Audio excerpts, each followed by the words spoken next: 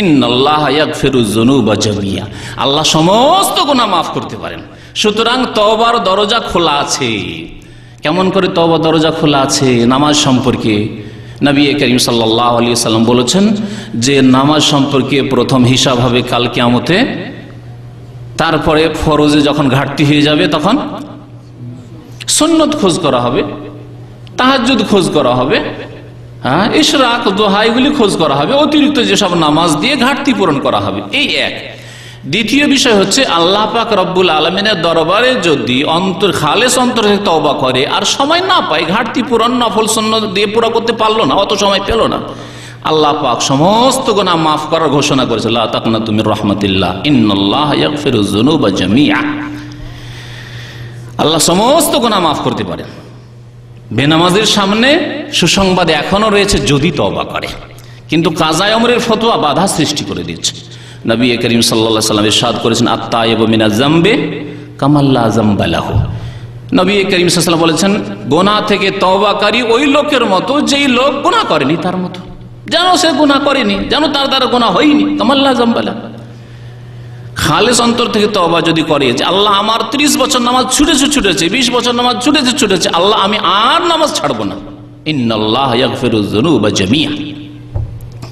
আল্লাহ এই শর্ত লাগাননি যে তওবা করেছো তোমার 30 বছরের নামাজের অঙ্ক কষে নিয়ে আসো, না। কাজা তাহলে কিসের? এইরকম কাজা ইসলামে নেই। কারণ এইরকম কাজা যদি কারো উপর চাপাতে হয় তাহলে আল্লাহর পক্ষ থেকে বা তার রাসূল সাল্লাল্লাহু আলাইহি ওয়াসাল্লামের পক্ষ থেকে দলিল পেশ করতে হবে। কোথায় দলিল? কাজা হচ্ছে যে 2 ওয়াক্ত 3 ওয়াক্ত ছুটে গেছে, আর সেটাও শরীয়তি ওজরে, কোন ওজরে ছুটে গেছে আর মনে আছে 2-4 ওয়াক্ত, তাহলে সেই ওয়াক্তগুলি পুরা করবে। আর বছরকে বছর কতদিন নামাজ ছুটি আছে, বিনা হিসাবে সে কাজা করতেই থাকবে, এটি ইসলাম নয়। যেমন নামাজ আদায় করার জন্য আল্লাহর পক্ষ থেকে আদেশ এসেছে, সেই জন্য আমরা নামাজ আদায় করছি, না হলে করতাম না। তেমনি কাজা করার জন্য আল্লাহর আদেশ লাগবে, তাহলে আমরা কাজা করবো, না হলে করবো না। আল্লাহর পক্ষ থেকে আদেশ আছে যে তুমি তওবা করো খালেস অন্তর থেকে, আর তওবার যেসব শর্ত রয়েছে, গুনাহ বন্ধ করে দেওয়া, অর্থাৎ নামাজ 5 ওয়াক্ত শুরু করে দেওয়া, আগামীর জন্য প্রতিজ্ঞা করা আর কখনো নামাজ ছুটবে না, অনতপ্ত লজ্জিত হওয়া, এ হচ্ছে আল্লাহর হকের ক্ষেত্রে 3টি শর্ত, আর ভালো আমলে লিখে যাওয়া, এ হচ্ছে তওবার শর্ত। আর বেশি বেশি নফল নামাজ যদি পড়তে পারেন তো ইনশাআল্লাহ তাআলা ঘাটতি পূরণ হয়ে যাবে, আর আল্লাহ পাক রব্বুল আলামিন মর্যাদা উঁচু করবেন।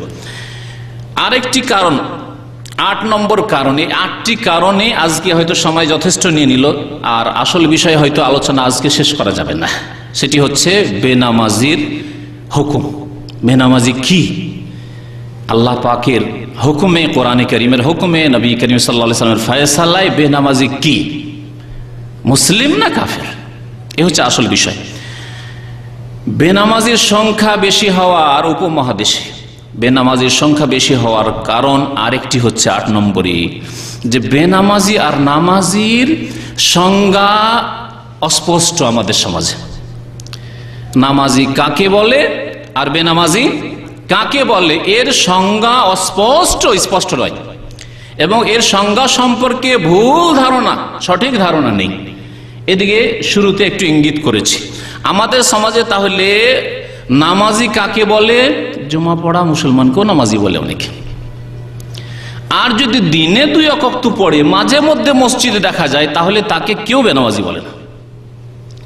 মাঝে মধ্যে যদি মসজিদে যায়, 1-2 ওয়াক্ত যায়, নামাজ পড়ে, তাহলে সে নামাজি আমাদের সমাজে।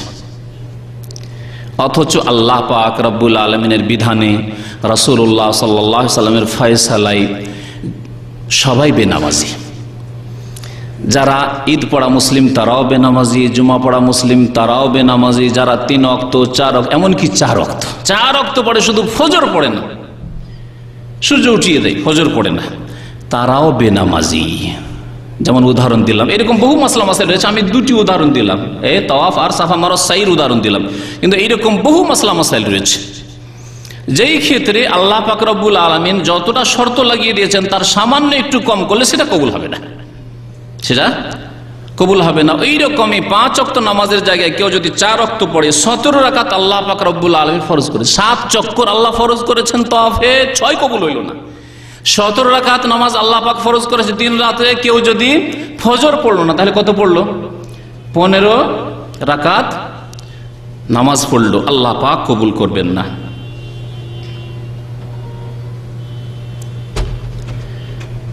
আর এক ভাই পরামর্শ দিয়েছেন আর একটি কারণ উল্লেখ করার জন্য। আমি যদিও সবগুলি কারণ উদ্দেশ্য করি না, আরো কিছু কারণ আছে ছাড়াও। তো যখন উল্লেখ করেছেন তখন আমি এখানে বলেই দিই, সেটি হচ্ছে যে আমাদের সমাজে বিদাতি সমাজ, আমাদের সমাজ অর্থাৎ বিদাতি সমাজ, ইন্ডিয়া, বাংলাদেশ, পাকিস্তানের বিদাতি সমাজে নামাজের আরেকটি বিদাতি কি আছে? কাফারা। এক হচ্ছে কাজায়ে উমরি, আরেকটি হচ্ছে কাফারা। নামাজের কাফারা চাপিয়ে দেওয়াও বেনামাজির সংখ্যা বেড়ে যাওয়ার কারণ অনেকে নামাজ পড়ে না, অসুস্থ অবস্থায় ভাবে কত কষ্ট করে নামাজ পড়বো, শেষখানে কাফারা ছেলে মেয়েদের দিয়ে দিতে বলবো। আম্মা অসুস্থ আছে, আর কত কষ্ট দিয়ে ওকে নামাজ পড়াবো, আব্বা অসুস্থ আছে কত আর কষ্ট দিয়ে নামাজ পড়াবো, তা কাফারা দিয়ে দেবো। পয়সাওয়ালার ওকে বিশেষ করে পুঁজিপতি যারা, পয়সার অভাব নেই, যদি তাদের বলা হয় যে নামাজ প্রতি 1000 টাকা করে দিতে হবে, কোটি কোটি টাকার মালিক দিয়ে দিবে। তো বেনামাজির সংখ্যা বাড়ার আরেকটি কারণ, পয়সাওয়ালারা ভাবছে অসুবিধা কি, আমাদের পয়সা আছে, কত টাকা মোল্লার আগে কাফারা নেবে, দিয়ে দেবো, লক্ষ লক্ষ টাকা কাফারা দিয়ে মাপ পেয়ে যাবো। অথচ সারা দুনিয়ার কেউ যদি মালিক হয়ে যায়, সারা পৃথিবীতে যত খনিজ সম্পদ আছে, স্বর্ণ চাঁদি টাকা পয়সা যা কিছু আছে, সবকিছু যদি 1 রাকাত নামাজের কাফারার জন্য, 1 রাকাত নামাজের কাফারার জন্য দেয়, তবু আল্লাহ পাক মাফ করবেন না। নামাজ হচ্ছে এমন একটি মৌলিক বিষয়, আল্লাহ মাফ করবেন না। দুনিয়ার ক্ষেত্রেও এইরকম হিসাব আছে যে 5-এর জায়গায় কেউ 4 যদি করে, আল্লাহ পাক যেমন কবুল করবেন না, তেমনই দুনিয়ার ক্ষেত্রে কবুল হয় না। মাধ্যমিক পরীক্ষা দিয়েছেন অধিকাংশ লোকেরা যারা সামনে আছেন, মাধ্যমিক পরীক্ষায় কটি সাবজেক্ট আছে? ধরে নেন 10টি সাবজেক্ট আছে, আপনি 9টিতে পাশ করলে, সবগুলি কিন্তু কম্পালসারি সাবজেক্ট। 9টিতে পাস করলেন, আর শুধু পাসই না, 9টিতে লেটার মার্ক পেয়েছেন, 80, 85, 90 করে পেয়েছেন, আর একটাই পেয়েছেন 20-10। মাধ্যমিক পাস করবেন না ফেল? জি। নামাজের ক্ষেত্রে 15 রাকাত নামাজ পড়লেন, ফজর শুধু পড়েন, হুজুর নামাজ পড়ি আমি, নামাজি আমি, নামাজ না পড়লে কি হয়, তবে ফজর পারি না, আপনি বেনামাজি। খুব সুন্দর কথা লিখেছেন এক ভাই, যে পার্থক্য, তাহলে এদের মধ্যে পার্থক্য কি? একটা লোক শুধু বছরে 2টো ঈদ পড়ে, কেউ সপ্তাহে 1 দিন পড়ে, আর কেউ প্রতিদিন পড়ে 3 ওয়াক্ত, 2 ওয়াক্ত, কেউ 4 ওয়াক্ত পড়ে। পার্থক্য কি? সবাই যখন বেনামাজি হলো, তাহলে পার্থক্য কি? পার্থক্য হচ্ছে শুধু শ্রমের পার্থক্য। শ্রম দেওয়া বেনামাজি আর বিনা শ্রমের বেনামাজি, বুঝতে পেরেছেন? মেহনতি বেনামাজি আর বেমেহনতি বেনামাজি। বছরে 2 দিন মেহনত করলো বিনা মেহনতি বেনামাজি, সপ্তাহে 1 দিন মেহনত করলো, জুমা মসজিদে যায়, সামান্য মেহনতের বেনামাজি। আর যারা দিনে 3 ওয়াক্ত পড়ে, 4 ওয়াক্ত পড়ে, একটু বেশি শ্রম দিল কিন্তু বেনামাজি, বেশি শ্রম দিল কিন্তু বেনামাজি, সবাই বেনামাজি আল্লাহ পাকের দরবারে।